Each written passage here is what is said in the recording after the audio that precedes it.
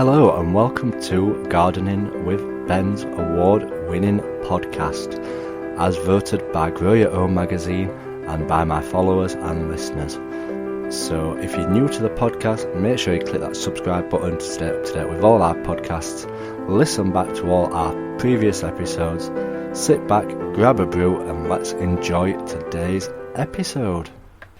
Hello everyone and welcome back to Gardening with Ben. For Thursday's episode today, we are just getting ready to go back to work tomorrow for 4 days, so I won't be at the allotment for another 5 days now. I had another day off today. I didn't feel like going to the allotment today, so I've had a couple of days off this week, but I'm on track with everything, so I can afford to have these days off from the allotment. But I do miss it when I don't go, and it tends to be really nice days as well when I don't go to the allotment. But obviously I didn't go yesterday, and we went out getting more seeds for this year. I did mention in my podcast that I was going to go for some seeds, and I actually went for some. So what did we end up getting? Well, I went to my favourite seed shop, which is Wilkinson's. I also called in at Poundland, and I also called in at B&Q. And in B&Q I ended up buying a bonsai tree, which was reduced from £16 to £6. So I'm looking forward to trying that, because I've always wanted a bonsai tree, and for that amount of price you can't go wrong really. So I'm hoping that it does grow well and that we get some good life in it really, because I don't know what I'm doing with a bonsai tree, so I'm going to have to do some research on that and try and find out what to do. But yeah, I'm pretty pleased with how it's coming on. And from Poundland we purchased some gladioli bulb. Well, I grew gladiolis about 2 years ago, and they were absolutely fantastic. I'd never grown them before, so they were quite something new. And obviously they're a summer bulb, what you plant, or they're not actually bulbs, they're corms they're called. So I planted them a couple of years ago, and I get some fantastic gladiolis on my plot, and they come back every single year. Now when I grew them the first time, I didn't know if you had to leave the corns in the ground or not, because I was reading mixed reports saying leave them in the ground, they'll be fine, on people saying take them out of the ground, they'll die off if not. So I went with the majority of people, and they said leave them in the ground, and they seem to come back every single year. Whether it's because being up north in Yorkshire, it's not as bad as what it could be, the weather, so they stay alive, and obviously they're deep enough in the ground, so they're pretty safe and hardy. So we ended up buying 5 more packets. Now these packets have got 8 gladioli in them altogether, 8 mixed colour ones, and I've just shared a picture on my Instagram of them today, and I'm looking forward to planting them. I think I probably might end up buying some more, to be honest, because like I say, gladioli come back every single year, and the flowers on them are absolutely amazing on them. So hopefully we will get some decent gladiolis. Now it says to plant them between February and May on them, so we need to be looking at getting these planted next month, because I think they come out in like August time, August, September time usually. It says they flower from July to October, so we'll have to see when they get out in bloom. But we need to get these in the ground pretty soonish, and pretty sharpish really, because I need them to get growing and get going, because gladiolis are absolutely beautiful. And as I've mentioned before, is that I'm looking at growing more and more flowers on my plot this year, and having some fantastic displays. And if I can get stuff in the allotment what comes back every single year, obviously it'll save me money in the long haul. So having summer flowering bulbs is one of them. And obviously as well with gladioli, you can cut them and put them in a vase if you want. I'm not a flower arranger, so I won't be putting them in any vases at home, but they'll be there for the attraction on the allotment. That's the plan.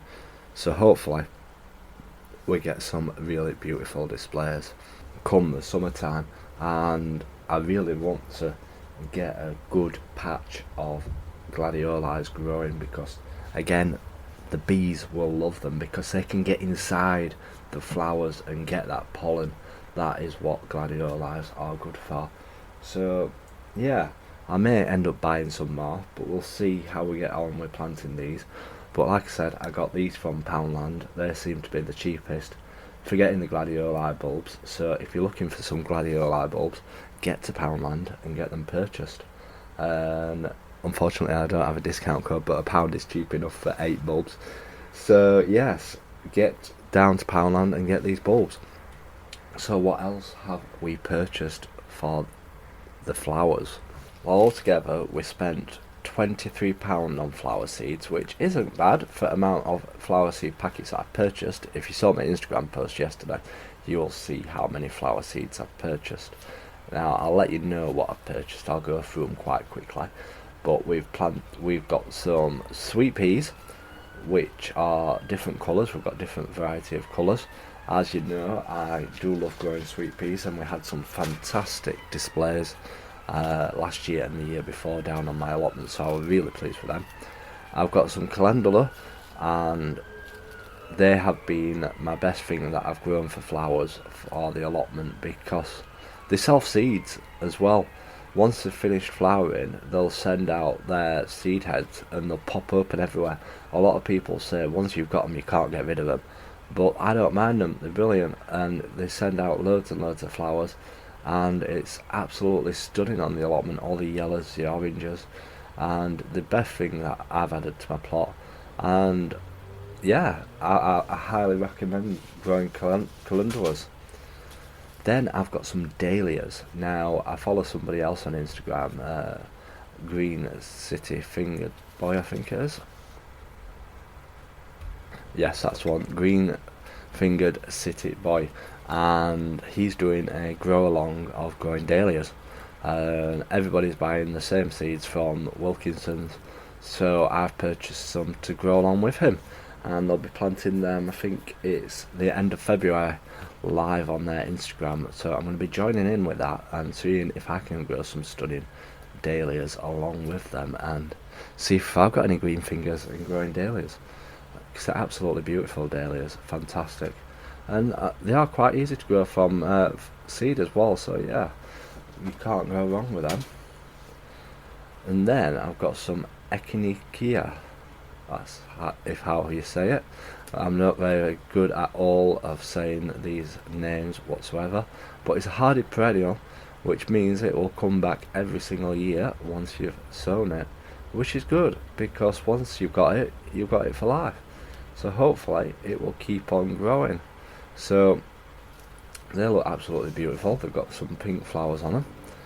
Then we've got some zinnias. Now I've grown zinnias before, and they're absolutely beautiful as well, so I'm looking forward to growing them. Gazanias. Now we used to have these where I worked at the garden centre, and gazanias, I believe, are the ones that open and close when the sun comes in. Yeah, blooms that open with the sun, ideal for bedding, borders or patio containers. So as the sun comes out they open up, and as the sun goes away they close. Quite interesting to watch, but yeah, half hardy perennial again, so if you look after them they could come back next year. Then I've got some busy lizards. They might be hard to grow from seed, but we'll see. We'll see if we manage to do that or not. We've got some lavender, mustard, so that again, that's very good to grow, and that's a shrub, so that'll come back every single year. We've got salvia. We've got some aquilegia, again a hardy perennial, which will come back year on year. We've got some chrysanthemums, begonias, aubrietia, and aubrietia is the one that spreads across like rockeries and stuff like that, so that is fantastic to have, and I'm looking forward to trying some of that. We've got some lupins as well. Now I've never tried growing lupins from seed, so we'll have to see if we manage to get any good stuff from them. A charming mix of dwarf compact lupins that flower from the very first year if sown early. Perfect for mixed borders, small gardens and large patio tubs. So we need to get those sown and get them growing, because it says January on the front of them. So we need to get them going and started. We have got some marigolds, which I've grown before, nice and easy. We have got some delphiniums. Again, I've never tried growing delphiniums before, so we need to see if we can manage to grow them or not. They might be hard, but we'll see. Hardy perennial yet again. So I've got quite a few seeds what will come back every single year, and hopefully it will save me a lot of time next year. If we can get all these going and get them growing well, then we'll have a fantastic display year after year.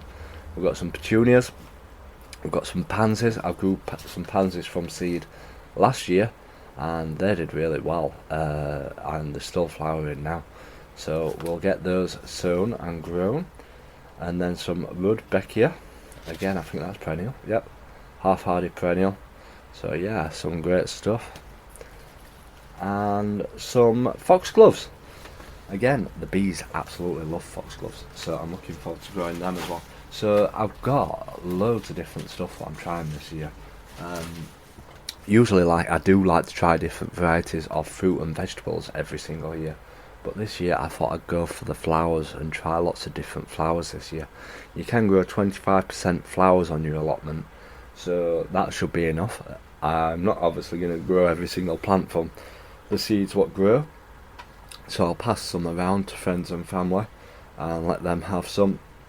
But yeah, I'm looking forward to growing some flowers, and hopefully we can get some beautiful displays on my allotment, and hopefully you'll all get to see the outcome of how they actually grow. So I hope from this episode you've got an insight into what flower seeds I've got to grow. I've still got to go out and get my sunflower seeds. I'm going to be ordering them from Amazon. I ordered them from there last year and got a very good mixed variety of sunflowers to grow down on the allotment, so I'm planning on doing that as well this year, because I do love the sunflowers. They just stun me, absolutely stun me how good they grow sunflowers. If you get them past the stage of where the slugs will eat them when they're small, to a decent size, then you can get a great sunflower display, and I'm hoping to get plenty of them growing again this year, so make sure you stay tuned for that. So yeah, hopefully we'll get some more episodes up for you to listen to while I'm at work over the weekend and at Monday. But yeah, I hope that you have a good weekend if you don't hear from me before then. Until next time, remember, keep smiling, keep gardening, and keep listening to Gardening with Ben's podcasts. So thank you for listening to today's episode of Gardening with Ben. We hope that you've enjoyed this episode. Remember to do click that subscribe button to stay up to date with all our podcasts. Feel free to share them on your Instagram stories so that it spreads the word about my podcast and we get lots more listeners.